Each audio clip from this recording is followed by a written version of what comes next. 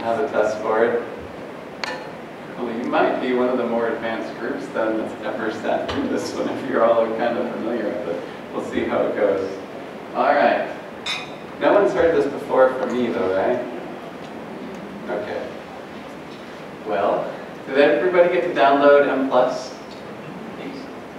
Okay, good deal. We're going to try, that'll be the very last thing we do today, so that's going to be our time-sensitive part. Make sure that we get to actually hear it, to be able to use M+.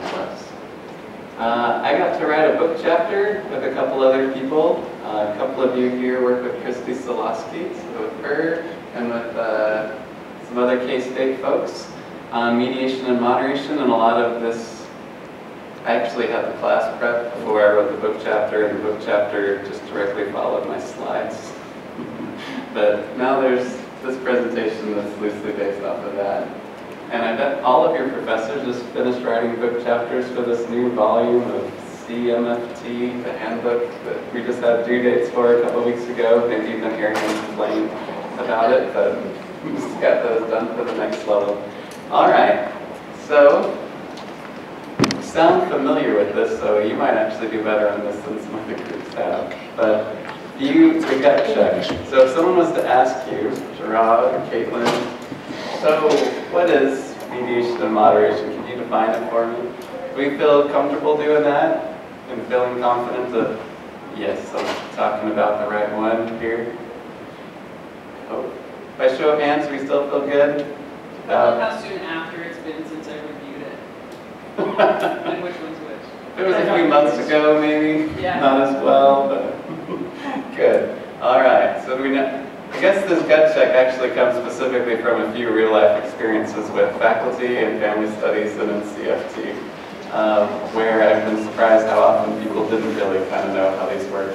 So imagine the same person now asks you, so can you help me test mediation and test moderation in a way that's respectable, that I can get published in a journal? Do you feel comfortable helping along with that? A couple of nods, a couple of diagonals. You know what diagonal means? A little yes, a little no. But to me, this story is burned into my brain forever. But I was a doc student. I went over to a fellows table at NCFR where an NCFR fellow was talking about moderation, how to test moderation. And I asked this person a couple of questions about moderation I thought were actually kind of basic because I wanted to learn, because I wasn't clear on a couple of things. And this person just skirted around it forever. And like, no, I get that, I got the theory, that part's fine, I need to know actually how to do it. And finally the person I don't know how to do it. And okay, can you help me make an interaction figure? I just run some, but I'm not sure how to make my figure. And same thing, I don't really know how to make a figure. And I was just blown away, I've been doing this for 30 plus years. And when we got asked to write this book chapter, we had a gathering of a bunch of doc faculty in one room. There was 50 or 60 of us, and I was shocked at how many folks came up to us right after me and Jared Anderson talked about this is our chapter that we're going to write. And it was there was at least 6 people that walked up to me and smiled and whispered and said something. I've never been really clear on what mediation and moderation are, so it'd be really helpful. I'm really looking forward to reading the chapter. And to me, I'm oh, I just sort of thought everybody knew this. But if a lot of the faculty don't know, it would make sense to me that a lot of the students wouldn't know either. All right, and to me that's super sad, because what we do as therapists, mediation and moderation could really be our bread and butter. This could be something that could be really useful and helpful for us. Did everybody find the slides? I emailed them to you a little bit ago. Might be helpful at a couple other spots coming up. For our field, I think it's really important that we understand not just, this is linked with that X is associated with Y. I think it needs to be much more nuanced than that for us. For how our kind of work with people, our goal, what we're trying to accomplish, we need to understand the mechanisms of how things are connected, what the process is. When you're a therapist, we don't just think, do good things in therapy and then good outcomes come later. It's more involved than that. In our minds, we have lots of little steps along the way to get there. And testing mediation can help us do that. And also we need to understand the context, the situations for does work and when it doesn't work. When is your theory and approach contraindicated and when might it be a good idea? So in my mind, it's a lot less helpful to do a study on if this is linked with that, like if negative behaviors are associated with poor outcomes in relationships. It's more helpful, I think, to understand maybe when is negative behavior helpful. Sometimes actually partners duking it out a little bit actually isn't all that bad. Sometimes that's part of the process for them to get better. But we also need to understand not just that maybe these negative behaviors are harmful for the relationship, but how are they harmful and what ways do they affect them? Those would be the next steps for most of our programs of research. So as we advance further in understanding more about mediation and moderation, our field will become a whole lot more mature. We're going to know more about how things work and when it does and doesn't work. And to me, that's really valuable. I want to, in supervision, when I'm talking to someone, I don't want to say, try this and that. It just generally works with everybody. It'd be more helpful to know in what context maybe we should suggest something different. And especially with mediation, the ways we can test mediation have really grown and changed. With bootstrapping approaches we use now, with lots of mediators and the same model, but also with moderation has changed a little bit. We can now test moderation with latent variables, which is interesting, with what Dan was talking about yesterday with measurement and variance testing, with multiple samples testing if, but that's technically, he was testing to see if it's moderated by, if there was a Mexican or a Cuban population. It's called a different thing, but really it's also a test of moderation. Does it differ by these groups? So mediators, here's our first couple definitions. Mediators establish how or why one variable predicts an outcome, whereas moderators address when and for whom. Totally different. I actually think it would have been easier for a lot of people if they didn't both start with M and have the same number of syllables, and they both were in a third variable that explained the association between a predictor and outcome. I think that threw some of us off a little bit. Maybe the wording could have been different, but how or why, to me, is totally different than in what context does it work and for whom. All right, so if this is slightly fuzzy, which I have a sense it's not as fuzzy for you as it's done for some other groups. Let's just make sure we can try to commit these to memory right now. If you haven't read this is a really good just overview. This is the Barron and Kenny paper from 1986. It's the most cited paper ever in Journal of Personality and Social Psych, even though it was initially rejected a few times because the editors kept saying, everybody knows what mediation and moderation is. You can't publish a paper in the leading journal in social science describing what mediation and moderation are. But apparently, you can, because most people did have problems with it even back then, and we still do a little bit. So this paper does a good job kind of explaining them a little bit. The methods for how they test it is really outdated, though. We don't test it the way they suggest anymore. So this is the definition, according to Barron and Kenny, for a moderator. So they say, moderator is moderating function of third variables, which partitions a focal independent variable into subgroups that establish its domains of maximal effectiveness in regards to a dependent variable. It's hard for me to even say that without reading it, but that's the technical Stat-C language for what a moderator is. And if you weren't sure what it was before and you read that, you might still be just a smidgen fuzzy. But here is another definition. I like to give things definitions in 5th grade language because that's where my head usually is. So, and even with a picture of something you might do in 5th grade, Legos.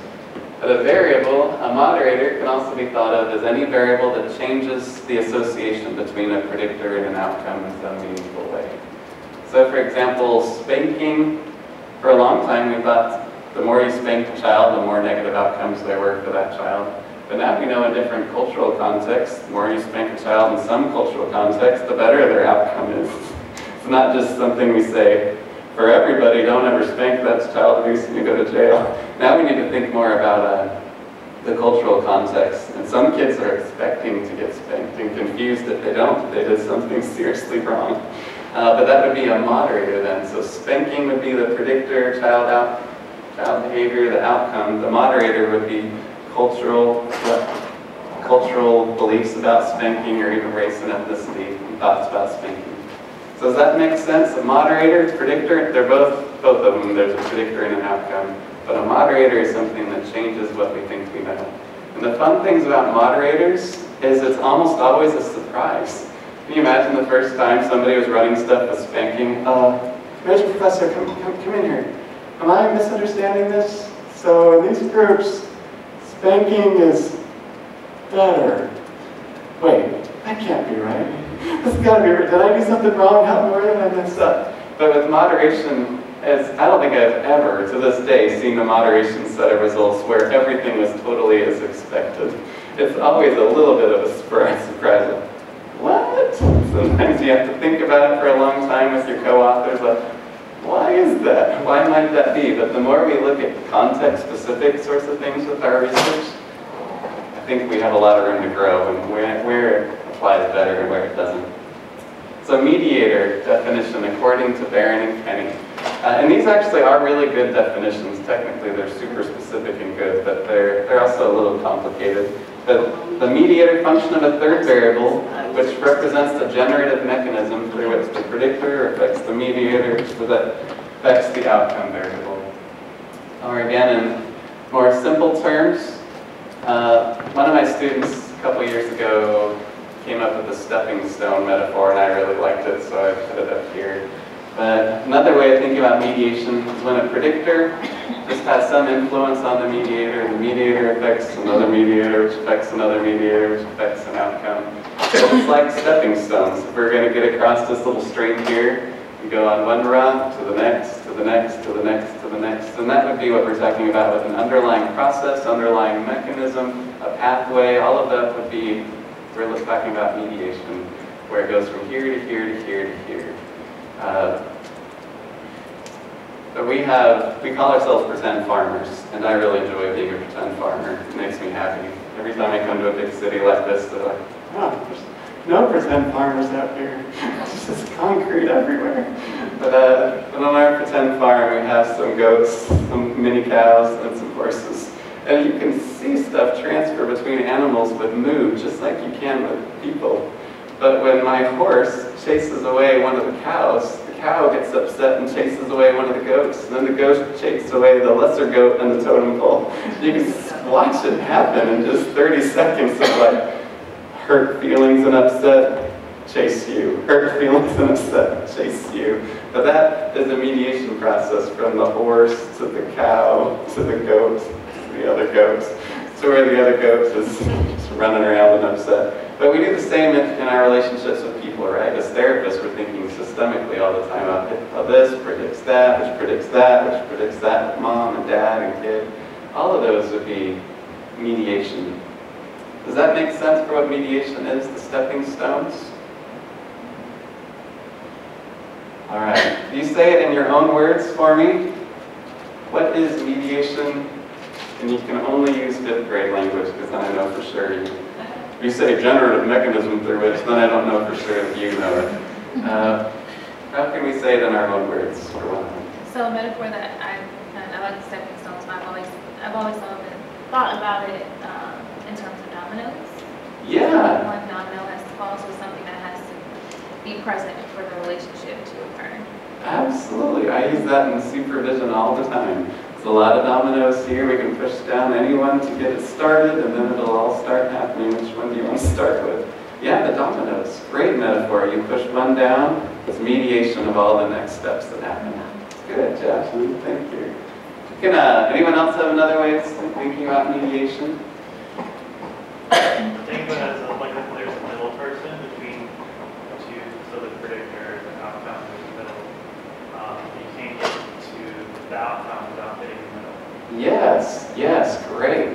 Yeah, theoretically, that's what you can't get to the outcome without first hitting that middle, because it's an important part of the process. Like from going from downstairs to upstairs, the mediators, the stairs, to the elevators, like something that got you from there to there.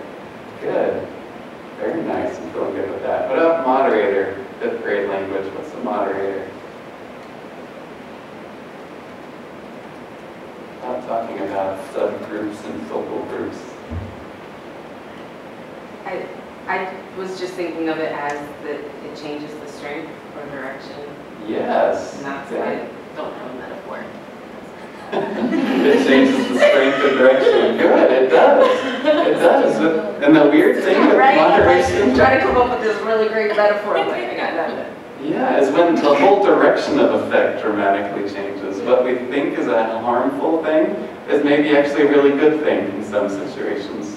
I don't know why it affected me so much, but a paper by Overall and Fletcher and JPSP a long time ago, 2010-ish, when I was in grad school, I just remember reading it and thinking, oh wow, this is big, this is meaningful.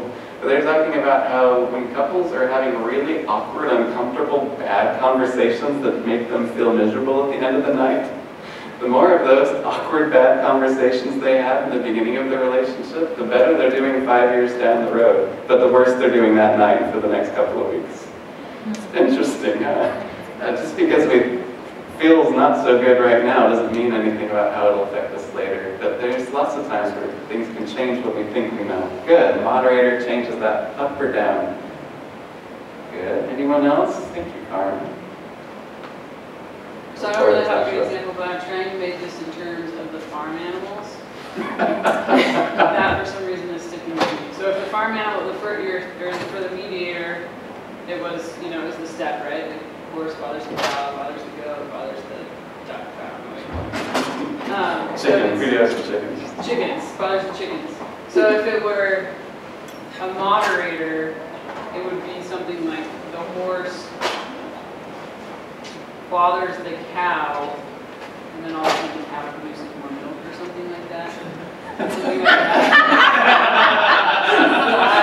This is actually comforting for me to talk about the farm. I'm just trying to figure out some farm way that I can remember this. So let's say... the size of the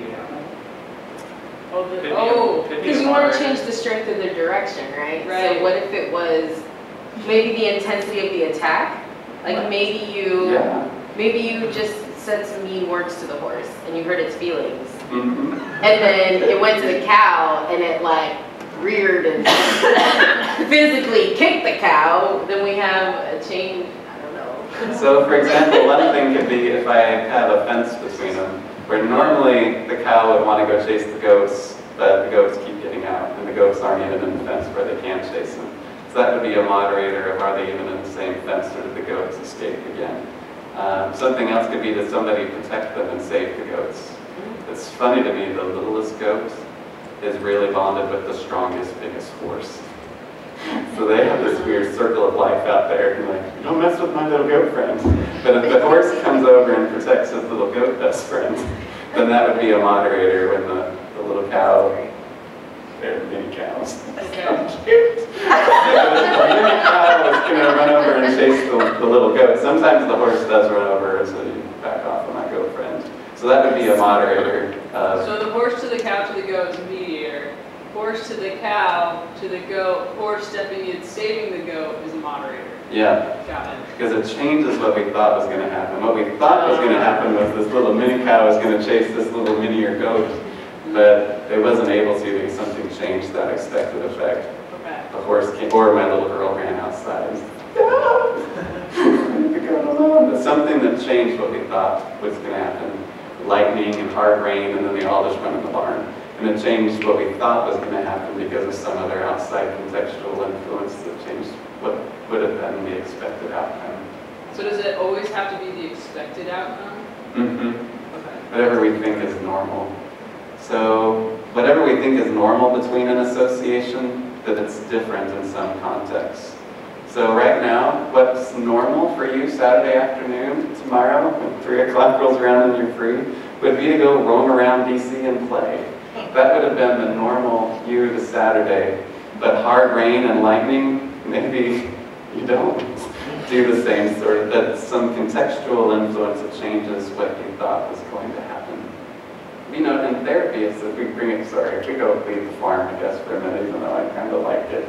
But in therapy, there's lots of situations where you did something great in therapy last week, but if you try to do the same sort of thing and you're with your next client, it might not work at all. It might actually be really bad.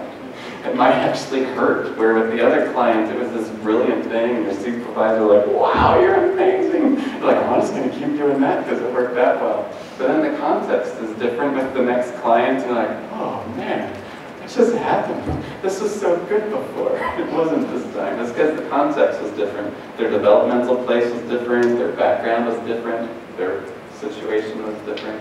When we understand moderators better, we can be a way, way better therapist than we can otherwise. Without understanding moderators, we would just do the same thing to everybody. Moderators let us know under what situations is the context different, where we should be different. And I think that's a big part of our theory of change as it becomes more refined and developed. We know, well, I mean, I do that with adults, but when it's with a teenager, I'm going to do it this way. And when it's with a 6-year-old, I'm going to do it this way. But that age moderates what we're going to do and would moderate the expected outcome of our clinical efforts.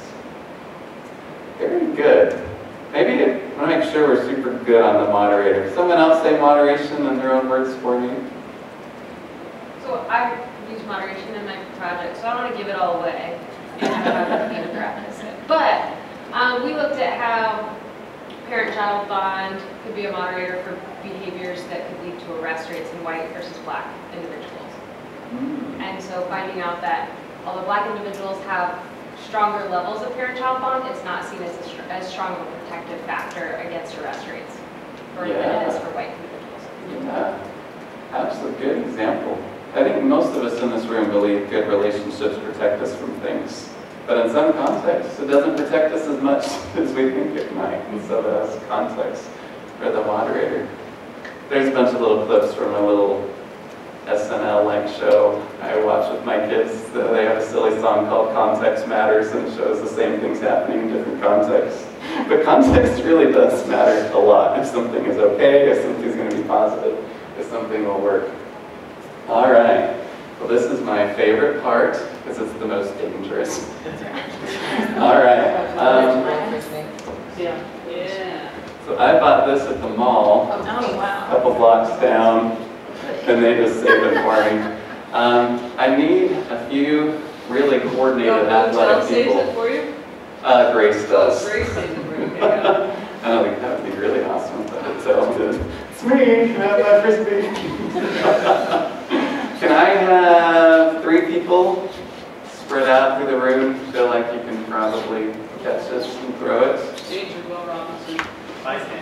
All right, 2, 3. Caitlin, can you be over here? Rod over here. And Evan over there. Yeah, we sign liability forms, so you're okay if we break glasses and laptops and stuff. It's a really soft padded frisbee. I think we'll probably be okay. But we can pass it down the line. Like throw it? Yeah, throw it to Gerard. Oh, That was actually pretty good. Especially for our first throw with a weird frisbee. All right, send it down to Evan. I would say bring it this way a little bit. There you go. the longer than what you do, great. You know, when we do this on campus, we go outside in the grass and we use a football. It's not kind of funny to me. Sometimes we'll do a whole line where nobody gets it. Like, yeah, we're therapists. Stick with your strength. All right. Can I have you stand? Oh, Jesse. Yeah. You left for just a second. Jesse, can you stand up there? All right. So let's say we are predicting Evan's job satisfaction. Can you send it back down? Yeah. All the way over All the way there. across? Yeah. Sorry. Yeah. Maybe I'll take it here. Do you think you can? Yeah, All definitely. right. Okay, we're good. Woo! Oh! That's really good. That's really good. Drop the mic and walk Impressive. out. Yeah, we're breaking so hard. We should just go out and tap a little hill and just throw it in the grass. We're doing a stats presentation. It took the whole 3 hours to metro there and back. All right, so we're predicting Evan's job satisfaction. What might be a predictor directly of his job satisfaction? Salary. He's making a lot of money. It really actually does make a big difference. All right, he's comfy financially. Salary. And what might predict salary? Experience. Experience. All right. So we've got. Yes, gender. You know, we got. You Exactly. can get up to a 12% Yes, bump appreciate you. or more when you get tenure, and another 12% or more when you get full. I didn't realize it was that big. I was really happy. It made me happier. All right, so job satisfaction, and then salary, and then job experience. What might predict job experience? Opportunity. All right, we'll say education. More education. This room is pretty high, ceiling effect of education. So this Frisbee is now representing the effect from education to experience. Oh. Do it one more time. Oh. Exactly. Feeling really inspired by Evan's growth. That was real life right there. All right, good. Doesn't mean anything. Actually, this is Frisbee up there. It's meant to be. All right, education to experience, and then to salary. Show me the money. All right, we got lots of money. You just got a raise from 15, 20 grand as a doc student to a lot. All right, so this could be an indirect effect that we could actually test. We would want data from a lot of people on each of these variables, and we can model it literally with just a square predicting each of these. So this would be, what is this an example of right now? Mediation. Yes, good. It's mediation because it's going through here. There might actually be some direct effects as well from education. From Caitlin. Caitlin's education might also be having a direct effect over to his job satisfaction as well. And I think experience may also have a direct effect. We could model it just all fully mediated, or we could model it with some other direct effects straight to job satisfaction as well. All right, if we put some moderators in here, this is where it gets less predictable. As fits with moderation, I need let's start with just one. Can I have one person who thinks they can redirect and block this fine Frisbee? Oh, right. All right, because Carmen's here. Well, why don't you stay right there in between salary and Satisfaction. job satisfaction. So the effect, can you pass Frisbee back, Yeah. Jesse? Do I try to? I was Oh, saying, sorry, this is before the moderator. Just moving it back. Man. You know, I would actually really love to go to Capitol Hill with all of you, dressed in suits and dresses. All right, so salary should have, I mean, we would all expect, right, that a higher salary should be associated. I just made this up before, I wasn't thinking about what this example would be. I think it's working. So salary should be associated, higher salary, higher job satisfaction, right? In general, on average, it should probably be positive, right? The higher salary, higher job sat. Can you imagine if Evan was making 130 grand a year and he was miserable? Like, oh no, it sucks. What would be something that might go on in his life that if he was still making a lot of money, where he's still pretty unhappy? His race. His race, maybe? How could his race affect whether or not he was happy with his job? Could be experiencing discrimination at work. So maybe at work, he's feeling little microaggressions all the time. That while he's there, that people don't ask him to, none of the students want to be on his committee, that nobody's getting his opinions and feedback on things. And his office is in a basement. And he feels like, everyone else has a window. How did I end up in this? Is it because of my race? But it's feeling like I'm getting discriminated against by my race. All right, so there should be an expected effect. We know what this pathway looks like because we've seen it a couple times from Jesse to Evan. But if we throw this Frisbee from Jesse to Evan, the moderator is literally going to smack it back where it reverses the effect and goes another way we didn't think it would, or it can redirect the effect a little to this way, a little that way, or it can totally stop an effect and smack it down. You need that for Germany, We have like water. Okay. All right, you ready, Jesse? Exciting. Don't worse, you can get it. Oh! Denied by the moderator. Yeah, good job. There you go. That's good. All right, so Carmen, shut that down. So sometimes, even though it makes sense, logically we would all think, yeah, more salary, you should have higher job satisfaction. But if you think about it, if we thought if this was our research area, salary to the job satisfaction, be an interesting area maybe. But if that was our area, we could probably come up with dozens of things, couldn't we, that might potentially change that. And all of those moderators that might potentially change that would be things that we would want our university administrators to know. Well, don't just give Owen a $5,000 raise. It's not that. It's actually what he needs is something else, whatever it is that's moderating his job satisfaction. Does that make sense? Mm-hmm. All right, we have education through experience. One's tougher, maybe. Oh, illness. Illness. You could be, Great. you could fall ill after receiving your degree or have cancer or something, go through chemo and you can't. Right. You can't work So, from cancer. Perhaps cancer could change a lot of this if we had a same kind of experience, right? It might be a different experience. You know, faculty are super good at covering for each other. If they have someone have cancer, everyone's going to cover their classes. But they were there another year, but maybe they didn't get another year of work experience because people helped them out. I was going to say, if we're thinking about, like, we're going to stick with the faculty, then couldn't we use age or You can just even keep throwing it. location? Oh, we just have fun. Oh. Age. Like age? So sometimes we can get our faculty job when we're 65. It happens sometimes. And then you might have less experience, but different age. Age could change that a little bit. And we have education to salary. Do you know at K-State? Sorry, I feel myself starting to ramble. I'll try to reel it back in. Do you know at K-State we had some people with master's degrees that were making about $150,000 a year for a little while? Doing what?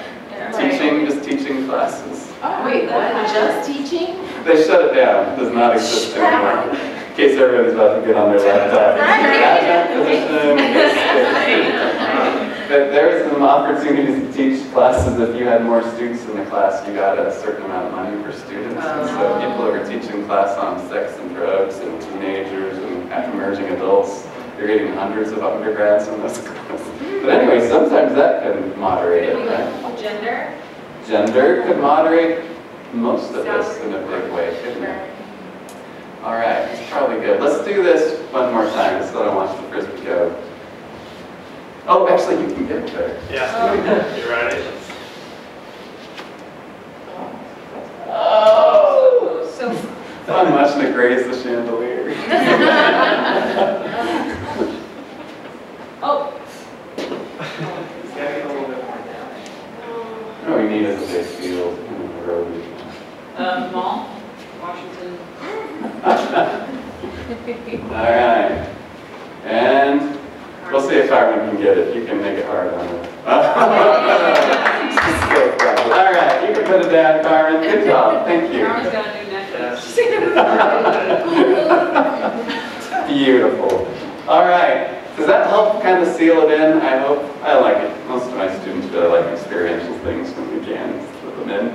But Frisbee, here to here to here to here, it's mediation. It's called an indirect effect usually. So that indirect effect is the Frisbee going from predictor to mediator to outcome. But this indirect effect can be moderated by lots of things. Every step along the way can be changed by literally a load of things, can it? And the more sophisticated the pathways are that we understand and what moderates those pathways and how, we're all going to be way better off. So I hope for all of our sakes we can do some good work better understanding how and when and for whom, instead of what most of us do in our field, students and faculty, is we do a lot of good work of just this is linked with that. But that's kind of more at that superficial level, because we're not understanding as well how it's linked with that, of the process for how, or under what context. So I hope that we can all grow a little bit in that area.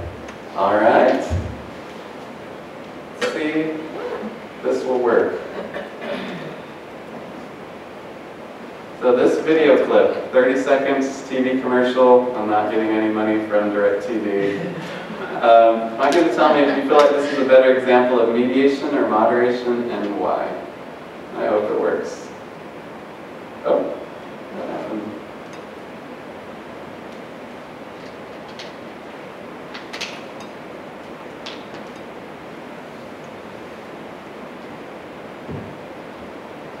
When your cable goes out, you get stressed. When you get stressed, you need to get away. When you need to get away, you look for something exotic. Let's do that one again. You get bitten by something exotic. I can barely hear it now up here. Not yet. Oh, Oh, we might hurt the people in the other room now. I swear myself I told these things that make Ooh, me what did I do? feel good.